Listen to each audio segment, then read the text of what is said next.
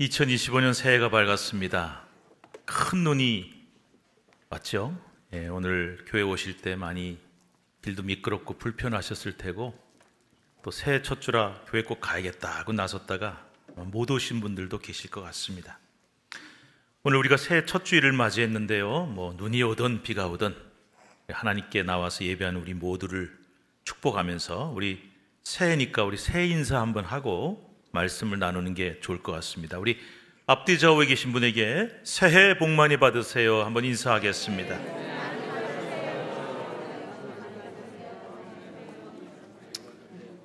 혹시 새해 복 많이 받으라는데 기분 나쁜 분은 안 계시죠?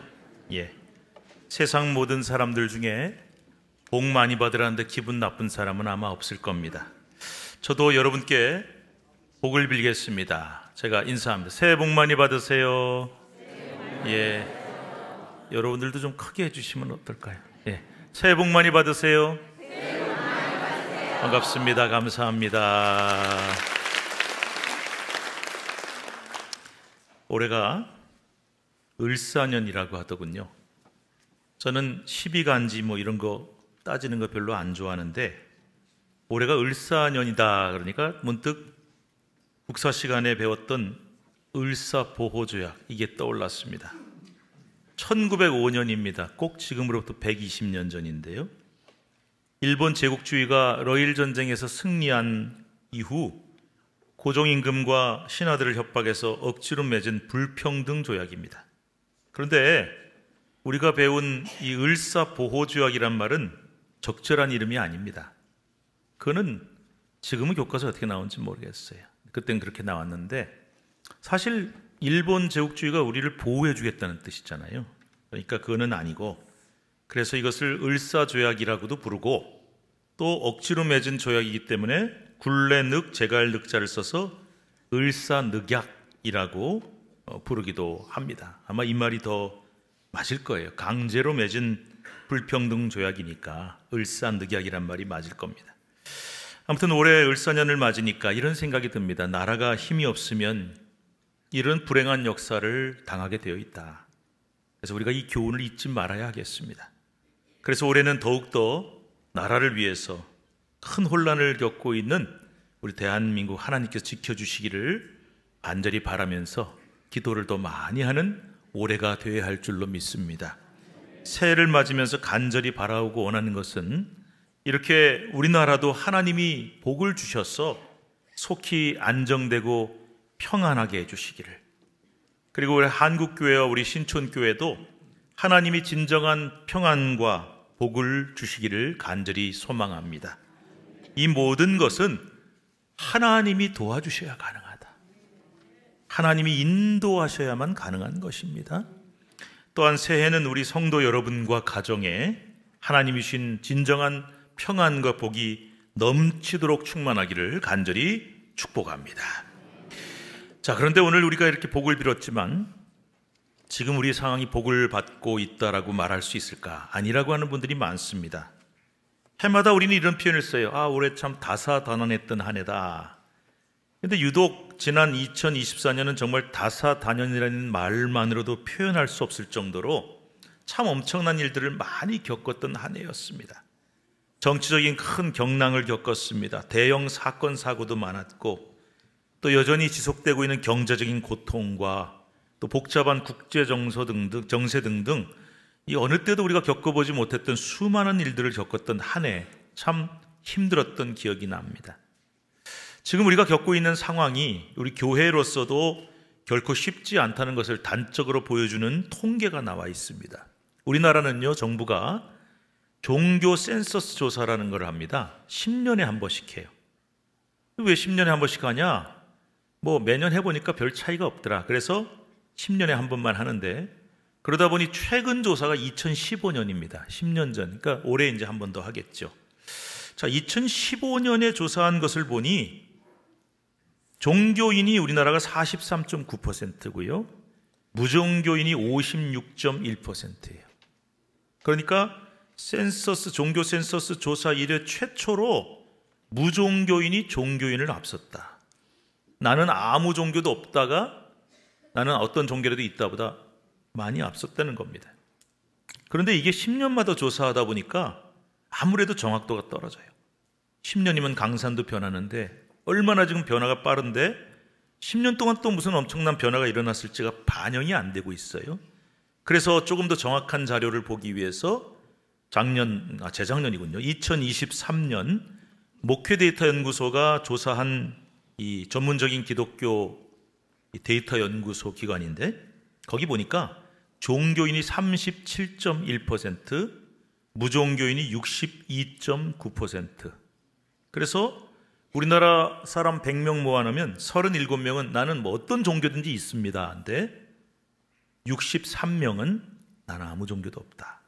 이 무종교인이 크게 증가한 것으로 결과가 나와 있습니다. 이런 현상이 무엇을 뜻할까요? 그만큼 한국 사회의 탈종교화 속도가 빨라지고 있다는 것입니다.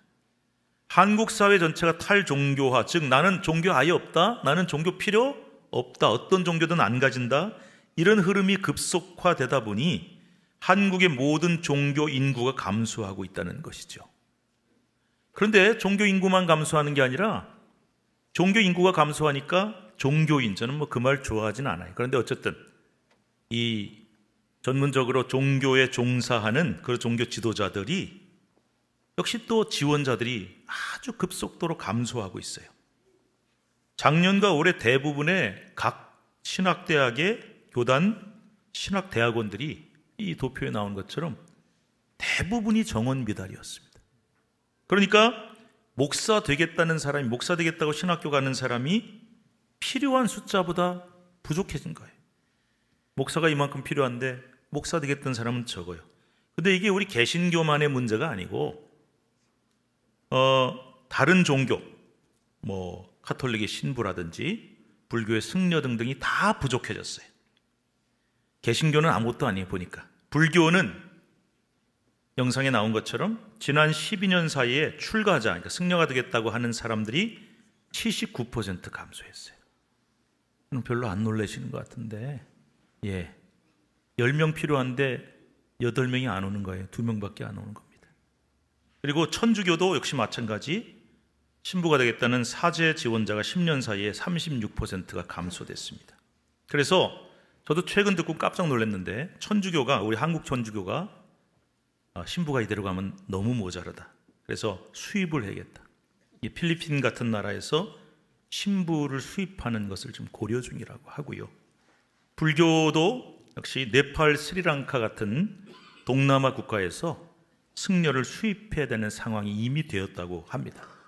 그래서 카톨릭 신자가 성당에 가면은 필리핀 신부가 거기 있고, 또 불교 신자가 절에 가면 네팔, 스리랑카 승려가 있는 이런 현상이 앞으로 일어날 것이다. 굉장히 충격적인 일이죠. 우리 개신교의 경우에 목회 지망생뿐만 아니라 성도들의 숫자도 급속도로 감소하고 있죠. 지난 몇 년 사이에 교회를 떠나간 성도들이 많이 늘었는데, 특히 뭐 익히 아시는 것처럼 20, 30대 성도들의 이탈이 확연합니다. 우리 교회는요, 청년들이 상당히 많은 편이에요. 그래서 우리가 잘 못 느껴요. 교회에서 이렇게 청년들을 자주 보니까. 근데 제가 다른 교회 목사님들 만나서 우리 교회 청년 이만큼 나온다는 다들 깜짝 놀랍니다. 왜냐하면 지금 일반적인 한국 교회가 성인들이 한 1000명 나오는 교회라면 청년부는 한 50명 이하. 그래요. 그만큼 청년 20, 30대가 너무나 급속도로 줄었습니다. 그런데 우리가 일반적으로 알기로 20, 30대들만 많이 교회를 떠난 것으로 알기가 쉬운데, 그 통계를 자세히 보니까 40대도 굉장히 많이 감소했습니다. 그 조사 결과를 보니까 지난 10년간 20대는 19%에서 9% 절반으로 줄었어요. 또 30대는 21%에서 11%로 다 절반으로 줄었어요. 그런데 40대 역시 26%에서 14%로 거의 절반을 줄어들었다는 겁니다. 그래서 이제는 20, 30대 우리 청년들뿐만 아니라 교회의 허리세대, 머지않은 가까운 장래 교회를 떠받들고 바치고 가야 할 이 40대들 역시 심각한 상황이고, 따라서 교회가 급속도로 고령화되어 가고 있는 현상이라는 것입니다. 그런데요, 20, 30대, 40대도 그렇지만 청소년들 상황을 보면은 가히 이건 충격적입니다. 청소년들의 종교인 비율을 보니 종교인이 27.6%고 무종교인이 72.4%예요. 그러니까 청소년들은 성인들보다 훨씬 무종교인이 압도적으로 많습니다. 100명 중에 72명은 아무 종교도 갖고 있지 않습니다. 개신교 비율만 보면 성인이 16.6%인데 청소년이 13.6%. 이것도 무슨 말이냐? 부모는 교회 출석하는데 자녀는 교회를 출석하지 않은 가정이 상당히 있다는 얘기입니다. 교회 학교 급감, 이건 뭐 어떻게 말로 표현할 수가 없어요. 그래서 한국교회 미래를 몹시 어둡게 하고 있습니다. 여러분, 우리가 신앙생활 잘해야 됩니다. 그러나 우리가 언젠가 지나가면 우리 교회를 바치고 가야 할 40대, 30대, 20대 청소년 교회 학교로 내려가면 내려갈수록 더 미래는 어두워지고 있는 것입니다. 교회에 출석하지 않는 크리스천이 있습니다. 나는 종교가 뭡니까? 기독교입니다. 교회는 나가세요? 안 나가요. 안 나가의 거꾸로 가나안 성도입니다. 이 조사를 보니 현재 성인 가나안 성도가 27%입니다. 10명의 크리스천 중에 3명 가까이가 나는 기독교인이지만 교회를 안 나간다, 안 다니고 있다는 것입니다. 10년 전 같은 조사를 해봤더니 가나안 성도가 10%였어요. 야, 큰일 났다 이거. 크리스천 10명 중에 1명이 교회를 안 나간대 하고 큰일 났다고 걱정한 게 엊그제 같은데 10년 사이에 3배가 증가했습니다. 그런데 더욱 심각한 것은 성인 가나안 성도가 27%, 10명 중에 3명인데 비해 청소년의 가나안 성도는 36%이고 중학생은 31%, 고등학생은 무려 46%예요. 크리스천 고등학생 2명 중에 1명 가까이가 지금 나는 예수를 믿지만 교회를 나가지 않는 학생들이라는 뜻입니다. 자, 그러면 여러분, 고등학생 2명 중에 1명은 나는 크리스찬이라도 교회 안 나가 라고 말하는데, 그러면 그들이 과연 앞으로 대학에 진학을 하면 교회를 나갈까요? 어렵습니다. 이렇게 본다면 우리 한국교회 개신교의 가나안 성도는 지속적으로 늘어날 가능성이 많아서 어쩌면 이대로 가면은 나는 기독교인이요 크리스찬이요 그런데 교회는 안 나가는 사람이 더 많아질 수도 있다는 거죠. 어두운 얘기입니다. 특히 코로나라고 하는 엄청난 사건을 겪으면서 어떤 현상이 벌어지고 있는가, 이 통계가 참 충격적인 게 많은데요, 우리 한국교회 전체가 지금 한 5만 개 교회 정도로 보고 있습니다. 그런데 아주 짧은 몇 년 후면 약 6,300개의 교회가 문을 닫게 될 가능성이 있다. 심각한 전망이 나왔어요. 왜? 코로나를 겪고 나니 이 성도들이 회복이 안 되는 거예요. 그래서 개척교회나 작은 교회들은 목회자 사례비를 못 주는 건 물론이고 난방비 또 교회를 빌리는 전세 이런 걸 감당할 수가 없어서 작은 교회들은 문을 닫아야 되는 것이고, 또 그래서 대형 교회로 쏠림 현상이 더 심각해지고 이런 현상이 일어나고 있는 거죠. 아직까지 현장 예배 참석자 수가 코로나 이전으로 회복이 안 되고 있습니다. 대략 한 80% 정도 회복도를 보이고 있지만 교회 학교는 더 낮은 한 70% 정도로 좀 회복이 아직 안 되고 있는 것으로 나타났습니다. 자, 이제 한국 사회의 인구 문제를 언급하지 않을 수 없는데요, 2023년 기준으로 볼 때 우리나라 합계 출산율이 0.72명입니다. 즉 남자와 여자가 만나서 결혼했는데 아기를 평생 한 명이 아닌 0.72명밖에 낳지 않는다는 뜻입니다. 서울은 더 낮아요. 0.55명입니다. 두 집에 하나 낳는. 저는 이 통계를 보고 좀 깜짝 놀란 게 하나 있는데요, 저는 이 정도까지는 몰랐거든요. 2023년 한 해에 우리나라에 신생아가 몇 명 태어난지 혹시 아십니까? 나라 전체 1년 동안 애가 몇 명 태어났을까요? 23만 명입니다. 충격적인 것이죠.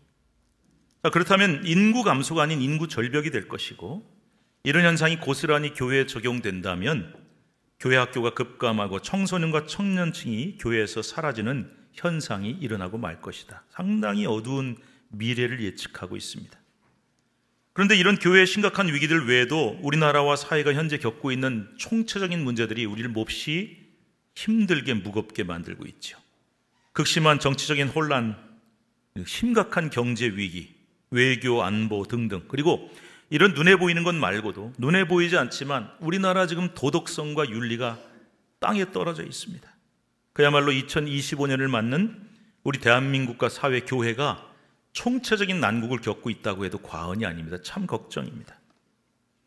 여러분, 제가 꽤 긴 시간 우리 한국 사회와 한국 교회의 어려운 상황에 대해서 설명을 하다 보니까 제가 여러분 얼굴을 보니까 몹시 표정들이 어두워지셨습니다. 희망찬 새해인데 이 새벽부터 교회 왔더니 이렇게 어두운 얘기만 하냐. 너무 죄송합니다. 그런데 이게 오늘 우리의 현실이에요. 애써 억지로 현실을 부정할 수는 없지 않습니까? 현실이 맞아요. 그런데 제가 이런 어두운 얘기, 무거운 얘기를 한 이유가 있습니다. 그 이유는 이렇게 힘들고 미래가 암울하니까 우리 좌절하자, 실망하자, 더 이상 우리 희망이 없다, 이런 얘기를 하는 것이 아닙니다. 오히려 그 반대입니다. 올해 2025년 우리 교회 표가 이게 양옆에 붙어 있습니다만은 70, 저 글자는 창립 70주년이고요. 그 다음에 뭐라고 써 있습니까? 성령의 능력으로 부흥하는 교회.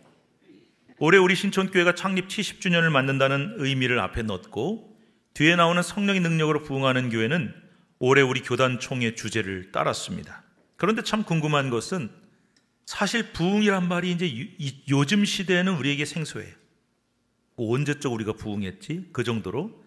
그래서 이렇게 생소하고 낯선 말이 되어버린 이 부흥이란 말, 성령의 능력으로 부흥한다는 표현을 왜 정하게 됐느냐? 한마디로 분명한 현실은 이겁니다. 지금 어두워요.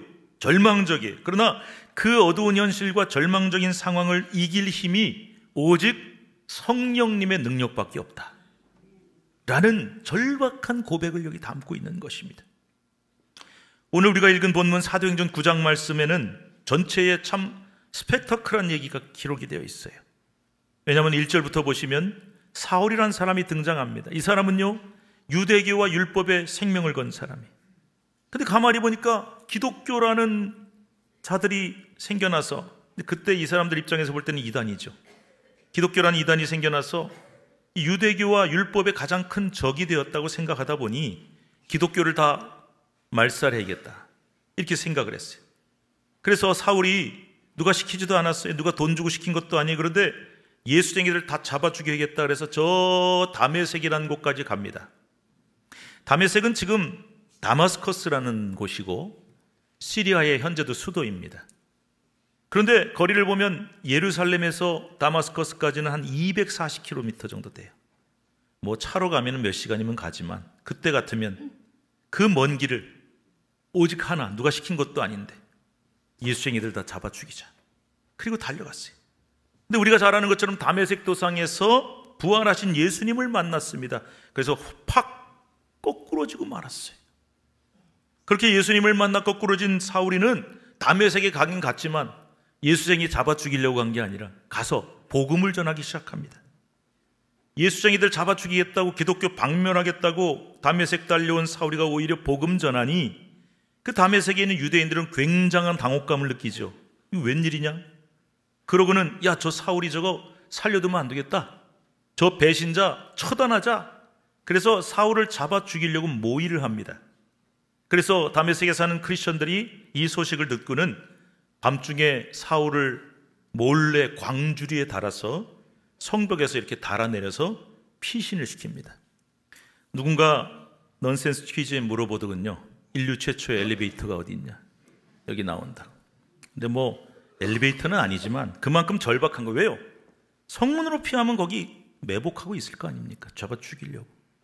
그래서 할 수 없이 달아내렸어요. 그랬더니 예루살렘으로 피신을 갔어요.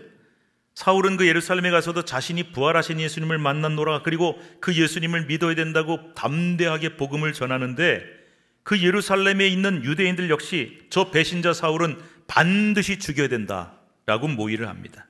할 수 없이 형제들은 사울을 다소로 피신을 시킵니다. 보세요. 사도행전 9장이 무엇을 말해줍니까? 예수님을 만나 거꾸로진 사울이가 가는 곳마다 담대하게 복음을 전하지만 듣는 사람들이 전부 아멘하고 다 받아들인 게 아니라 오히려 훨씬 많은 사람들이 엄청난 저항을 합니다. 받아들이지 않고 저항하는 정도가 아니라 아예 사울이를 잡아 죽이려고 합니다. 엄청난 박해를 당한 것이죠. 그래서 사울로 대표되는 그 당시 우리 믿음의 선배들, 초대교회 성도들은 어느 곳에 가서나 복음 전하면 저항을 당하고, 복음 전하면 잡아 죽이고, 복음 전하면 박해하는 이런 어려운 시대에 살고 있었다는 뜻이에요. 그런 과정 후에 바로 오늘 우리가 읽은 본문, 그리고 우리 교회 올해 주제가 되는 사도행전 9장 31절이 나오고 있는 것입니다. 우리 한번 같이 읽읍시다. 시작. 그리하여 온 유대와 갈릴리와 사마리아 교회가 평안하여 든든히 서가고 주를 경외함과 성령의 위로로 진행하여 수가 더 많아지니라. 보세요. 앞서 설명드린 대로 온갖 박해와 핍박을 당했음에도 불구하고 우리 믿음의 선배들, 초대교회 성도들은 흔들림이 없었어요. 흔들림 없는 신앙과 성령님의 위로로 오히려 교회가 평안하여지고 더 든든히 서가고 부흥을 이루었다는 것입니다. 그렇습니다. 아무리 현실이 어렵고 힘들지라도, 아까 말씀드린 것처럼 희망이 안 보이고 미래가 암울할지라도 우리는 믿습니다. 성령께서 역사하시면 성도들과 교회는 진정한 힘과 능력을 얻게 되는 줄로 믿습니다. 바로 히브리서 11장 38절은 말씀합니다. 그 박해를 당하였지만 그 성도들의 믿음을 세상이 감당할 수 없었다. 이것이 바로 세상이 감당할 수 없는 믿음입니다. 우리 성도 여러분, 비록 앞에 설명드린 것처럼 우리는 지금 여러 가지 혼란과 암울한 현실을 겪고 있습니다마는 온갖 절망적인 상황이 우리 앞을 단단히 가로막고 있을지라도 우리가 더욱 굳건한 신앙과 성령님의 능력을 품을 수 있다면, 그래서 든든히 서가는 교회와 나라를 이루어가는 저희들이 될 수 있는 줄로 믿으시기 바랍니다. 자, 오늘 본문인 사도행전 9장 31절 한 번만 더 읽어보도록 하겠습니다. 자세히 한번 살펴볼 것입니다. 31절 시작. 그리하여 온 유대와 갈릴리아와 사마리아 교회가 평안하여 든든히 주를 경외함과 성령의 위로로 진행하여 수가 더 많아지니라. 여러분, 이 짧은 구절에 참 많은 메시지가 들어있어요. 먼저 본문은 환난과 핍박 중에도 성도는 신앙 지켰네, 찬송 가사처럼 방금 설명한 이 환난과 엄청난 핍박 중에도 교회가 굳건하게 서서 성장했던 이유가 도대체 뭐냐? 그 이유가 두 가지가 오늘 본문에 나오고 있어요. 첫째 이유입니다. 읽어봅시다. 주를 경외함이라 그랬어요. 경외라는 말은 공경할 경자, 하나님을, 주님을 공경하고 믿고 받든다는 뜻이 되고요. 외는 두려워할 외자입니다, 여러분. 그러니까 하나님을 두려워한다. 이게 무슨 말일까요?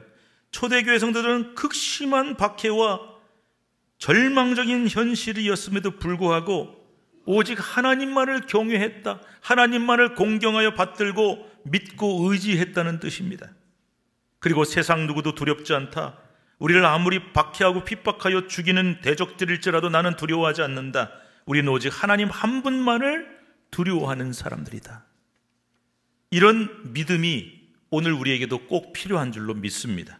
세상이 어려울수록, 우리 현실이 암울하고 힘들수록 우리는 더더욱 하나님만을 경외해야 합니다. 하나님만을 믿고 두려워해야 합니다. 어떤 현실도, 어떤 대적도, 어떤 어려운 상황도 두려워할 필요 없습니다. 우리가 하나님만을 두려워하며 경외하는 이 믿음만 있으면 우리는 어떤 환난 어려움도 절대로 우리를 굴복시킬 수가 없다는 것, 여러분 꼭 믿으시기 바랍니다.